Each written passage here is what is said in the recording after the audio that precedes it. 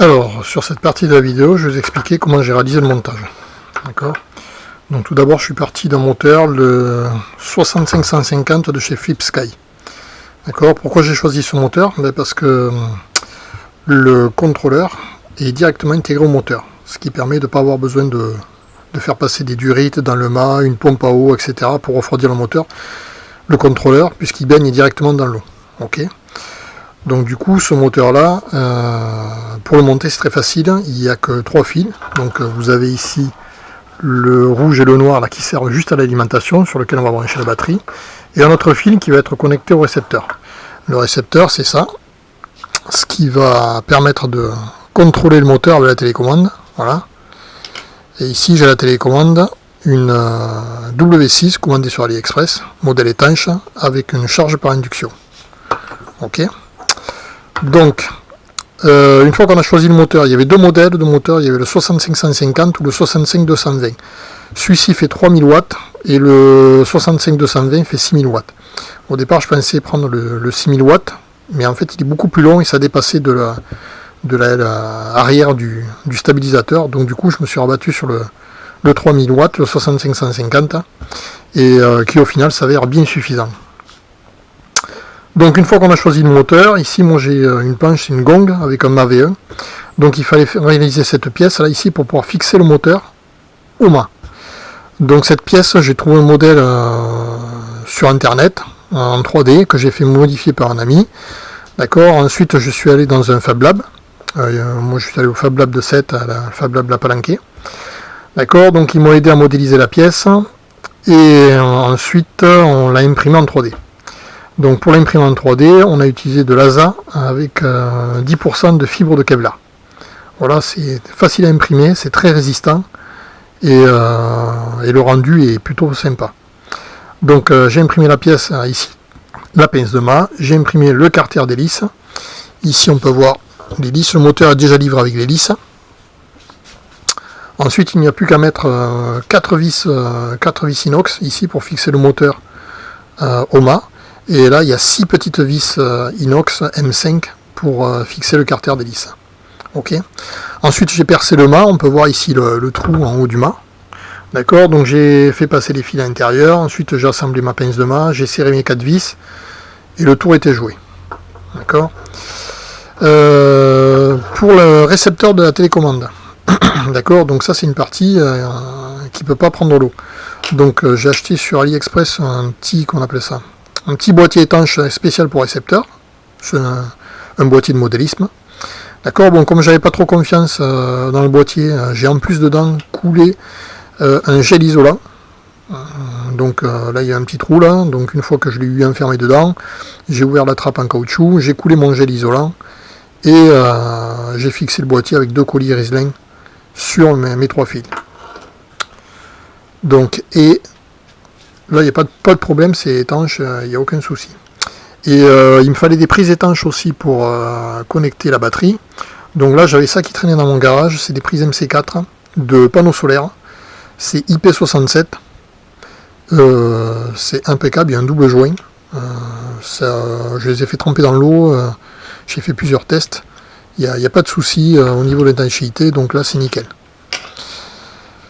Donc une fois que vous avez fait votre montage, donc il va falloir appairer votre récepteur avec votre télécommande. Donc ça c'est assez facile, un petit bouton sur le récepteur, ça vous le faites avant de le couler dans le gel bien sûr, et vous suivez la notice, il n'y a aucun souci là-dessus. Et une fois que vous avez appairé votre télécommande et votre récepteur, après vous allez pouvoir passer à la programmation du moteur. Donc là moi j'ai un peu galéré sur la programmation du moteur, donc j'ai fait appel au fabricant, j'ai acheté le moteur chez Flip Sky directement. Et ensuite je les ai contactés, ils m'ont filé toute la procédure pour pouvoir programmer le moteur, parce que vous pouvez faire ce que vous voulez, vous pouvez faire marche avant, marche arrière, aller au maximum ou réduire la puissance si vous voulez, parce que vous voulez que ça consomme moins au niveau de votre batterie. Vous avez tout un panel de réglages qui est assez impressionnant. Les mecs sont super réactifs, vous posez une question, ils vous renvoient tout de suite la réponse. Et en plus, moi ils m'ont envoyé une petite vidéo pour un tuto pour pouvoir programmer mon moteur. Donc j'ai un peu galéré au début, mais après avec toutes les informations, ça s'est super bien passé, il n'y a eu aucun souci. Donc ça c'était pour la partie montage du moteur sur le mât, d'accord. Donc ensuite il faut alimenter tout ça. Donc au départ j'ai utilisé un sac étanche où on met ses affaires, etc. pour faire les premiers essais, mais bon c'était pas top, ça a pris l'eau plusieurs fois, donc je suis passé sur une mallette comme ça, une petite mallette achetée sur AliExpress aussi, étanche, d'accord, il y a un joint ici. J'ai commandé la batterie sur AliExpress, donc ça c'est une 48 volts 20 ampères, donc ça fait 13 S. Ici il y a la petite prise de charge, d'accord.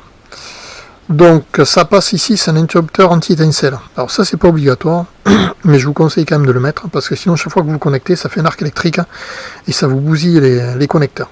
D'accord. Donc ça coûte 30 €, c'est vraiment pas très cher, et c'est vraiment efficace. Donc la batterie, j'ai découpé la mousse à l'intérieur, je l'ai intégrée dedans, j'ai fait mes branchements, il n'y a que 2 fils à brancher, le plus et le moins, c'est tout. Le petit interrupteur étanche ici, donc vous refermez votre batterie. Ici on a une valve anti-dépression, au cas où la vis soit complètement immergée dans l'eau. Ici j'ai percé 2 trous, j'ai fait passer mes câbles et ensuite j'ai mis de la pâte à joint pour que ce soit étanche. On retrouve mes 2 connecteurs MC4 qui vont me servir à connecter ma batterie. Et ensuite ici, là, il y a un petit interrupteur poussoir, donc j'ai collé un petit scotch dessus. C'est un scotch qui sert à réparer les boudins, au cas où, parce que j'étais pas très sûr que ce soit étanche. Donc là, un petit appui long. Voilà, le bouton passe au bleu. Donc là, vous êtes prêt à naviguer et en appui long. Et là, la batterie s'éteint, il n'y a pas d'étincelle, pas d'arc électrique. Donc il n'y a plus qu'à tout monter sur la planche. Alors pour fixer sur la planche, eh bien, je vais vous montrer ça tout de suite. Bien, donc voici ma planche. Moi c'est une gong, c'est une gonflable. D'accord.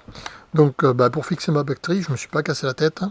J'ai commandé sur AliExpress 4 patchs avec des boucles en inox. Voilà. Donc au départ j'ai essayé de les coller moi-même, mais j'ai essayé plusieurs types de colle, de la néoprène, la colle spéciale gong. Il n'y avait rien qui marchait, donc du coup je suis allé voir un pro, il m'a collé avec de la colle exprès pour Zodiac, les 4 patchs pour 50 balles. Ensuite j'ai mis un sando élastique, voilà, tout simplement. Ce qui me permet après de pouvoir poser ma batterie. Voilà, je la glisse sous les sandos. Voilà, elle est fixée. Je connecte ici ma batterie, j'ai ma télécommande en main, et terminé, je mets en route et puis après c'est parti. Voilà.